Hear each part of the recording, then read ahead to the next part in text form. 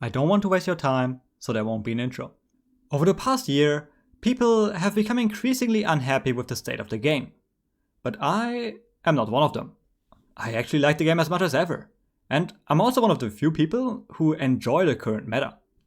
So as you can see, this video isn't going to go the usual direction that these types of videos typically tend to go in. I won't complain about the meta, or new operator releases, or cheating, or Ubisoft. But I'm still going to start with an issue that you definitely have heard of before. I really dislike bullet holes. I know, very hot take, but since I feel so strongly about it, I wanted to include it. The main problem I have with bullet holes is that it's a low risk, high reward kind of mechanic, and that's just inherently problematic. Imagine the situation where you're holding an angle. You can either play it like this, where you are really safe, but it's also difficult to get a kill, or you can play it like this, which is much more risky, but it also makes it easier to get the kill. But if you're using bullet holes, this situation becomes both low risk and high reward. On some angles, it is literally impossible to spot bullet holes, especially since everyone is setting up holes at crouch and prone height. So it basically becomes a coin flip. And here, a lot of people usually say that the attackers should just use their drones to get precise info. But the problem is that this ignores the basic reality of how rounds play out on a pro level. How are you supposed to get your drone into a position where it can give info on this particular bullet hole, for example? It's just always going to get shot on the way, and you can't afford to be that wasteful with your drones. So most of the time, you're just stuck with quick peeking and pre-firing, and hoping that you guess the correct hole. If you even get a chance to see that there are bullet holes, that is. In my opinion, that just doesn't make for a good game mechanic. I think bullet holes should either be way easier to spot, or just straight up removed from the game. In general, I think that a game would be much better off if there were less of those coin flip mechanics. And that brings me to my next point. Crouch walking. I don't think people really care too much about that, but I personally can't stand crouch walking. I hate the kind where you enter the map on the opposite side of your team, and I hate the kind where you try to backstab the defenders in the late game. I even hate defenders crouch walking and trying to go for flanks on the attackers. And the main reason is once again that I dislike coin flips. And most crouch walk plays are really nothing but a glorified coin flip. If you're crouch walking around and you get peeked, you're just dead. If you happen to walk over a drone or a camera, you're just dead. But if that doesn't happen, then you get a free kill. For me, that's just the definition of gambling. You're basically saying, okay, I have no trust in my team to play according to a strategy, so I'm just going to coin flip the round right here. And I realize that crouch walking can be optimal from a win rate perspective, but I still hate it because of the variance. And again, I just don't think it's particularly interesting to see a coin flip decide a round. So I guess what I would like to see is crouch walking being made either louder or slower, or maybe even both. I'm fine with alt walking being silent, but I think the game would be more interesting if crouch walking wasn't a thing. Sorry, Aces. For the next improvement, we have to look at what happens just before a game starts. It's the operator ban phase. First of all, I absolutely love the fact that there are operator bans. It just creates so much strategic depth. Or rather, it has the potential to create a lot of strategic depth. But ever since the introduction of operator bans, Ubisoft have unintentionally made them more and more irrelevant with every new operator. When was the last time you've seen operator bans that truly transformed the way that a map plays out? I honestly can't remember. But that is exactly what I expect from operator bans. I want to watch a game in which, for example, every heart breacher is banned. It would be super interesting to see how the teams would adapt and what kind of strategies they would be playing. The problem is that with the current system, you just cannot do that. And the reason is redundancy. By now, we just have so many operators that accomplish exactly the same thing. Think about heart breach. We have Hibana, Thermite, Ace, and Maverick. And think about electronic denial. Thatcher, Maverick, and Kali. And the same is of course true for the defenders too. Smoke and Tachanka are area denial, Mute, Bennett, and Kate are wall denial, Jaeger and Wormai are projectile denial. With that many redundancies available, you just can't change the meta with a single operator ban. I mean, a lot of the time, the meta doesn't even change when both teams ban the same kind of operator. A game in which Ace and Thermite are banned only looks marginally different from a game in which no heart breacher is banned. And I think that's just a lot of wasted potential.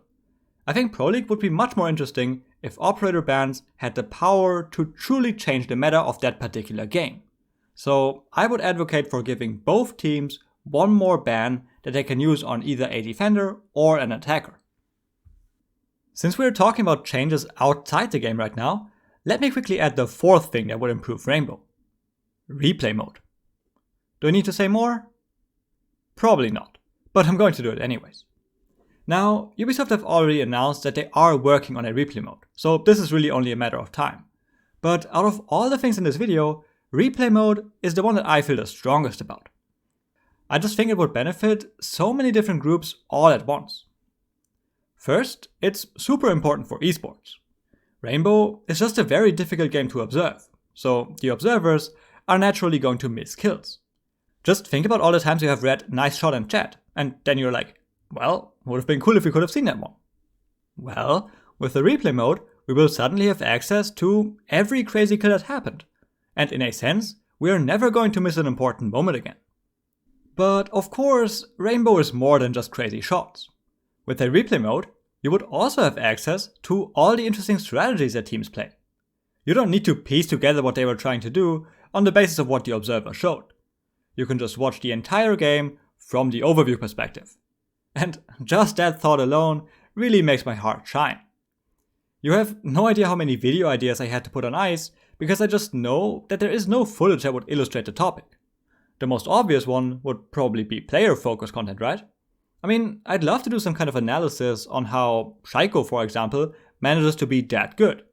But at the moment, that's just impossible. So yeah, as you can see, I think a lot of people would benefit from a replay mode. And that was just focused on competitive Rainbow. There are also a number of applications for casual and ranked players too. So honestly, I'm not gonna lie, I was a bit disappointed that Ubi didn't give us an update on it. Obviously, I'm not gonna hold them to the original schedule of releasing it this year. But I do really think that having a replay mode would be a very cool addition to the game. And I just hope that it has the priority that it deserves. For the last point, I want to talk about gameplay again. And this one is a bit of a wild one. I basically want to see Counter-Strike flashbangs in Rainbow. Because the current flashbangs might as well be rocks. You literally only use them to waste ADS. They don't really have any other use case. And that's not even due to the current meta. In the entire history of Rainbow, flashbangs have never been used with the intention of actually flashing someone. Like, sure, sometimes you throw them into the general direction of your opponents because, well, you have them and you might as well use them, but no one actually expects a defender to be flashed. At the moment, there are two main problems with how flashbangs work. First one is that you basically have no control over when and where they explode. And that means that defenders will pretty much always be able to turn away from every flash that is thrown at them.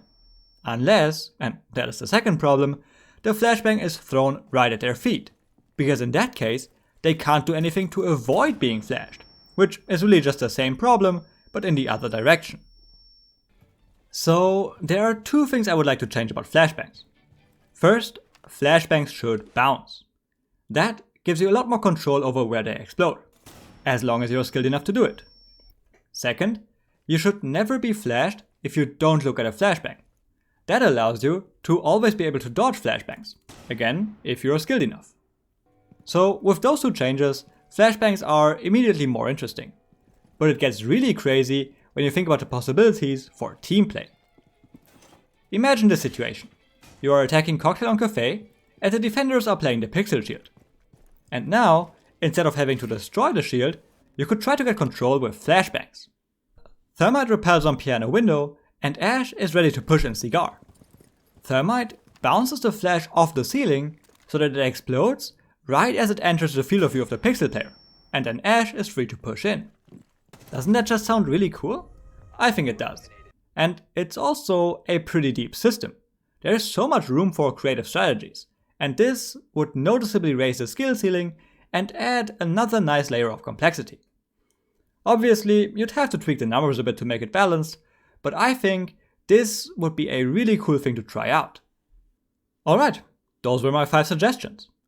It goes without saying, but this was my personal list. And the reason I want these things to change mostly has to do with my personal preferences. I'm certainly not trying to make any kind of objective argument here. And I'm sure there are more pressing issues for a lot of people. But like I said at the start, I enjoy Rainbow. I think it's a great game. But of course, there are always things that can be improved. And that's where this video came in. Alright, I hope you enjoyed it. I hope you learned something new, and thanks for watching.